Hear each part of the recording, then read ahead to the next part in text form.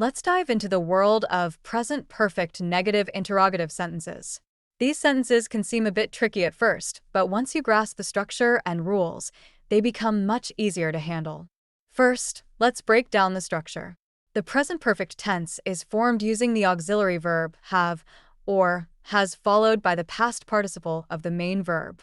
In negative interrogative sentences, we add not after the auxiliary verb. So, the basic structure looks like this.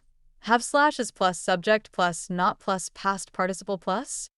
For example, if we take the verb eat, the present perfect affirmative would be, I have eaten. To turn this into a negative interrogative, we would say, have I not eaten? Or more commonly, haven't I eaten? This slight change makes it sound more natural in conversation. Now, let's consider the subject.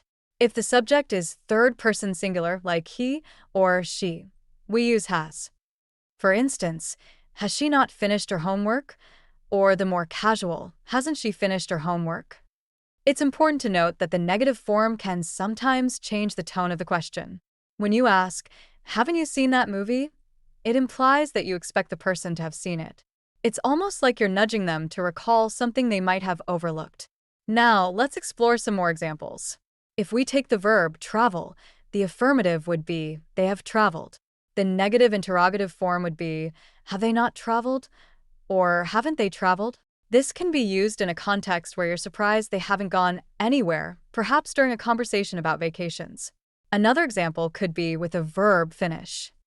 If someone is late to a meeting, you might ask, have you not finished the report? Or haven't you finished the report? This not only checks if they've completed the task, but also implies a sense of urgency or expectation. When forming these sentences, remember that the context is key. The way you phrase your question can convey different emotions or expectations. If you're genuinely curious, you might lean towards, have you not seen that? But if you're a bit frustrated, haven't you seen that? Might come out instead. In summary, present perfect negative interrogative sentences are formed by using have or has, followed by the subject, not, and the past participle. They serve to ask questions while implying a negative expectation. With practice, you'll find these structures becoming second nature in your conversations. So, keep experimenting with different verbs and subjects, and soon enough, you'll be a pro at crafting these sentences.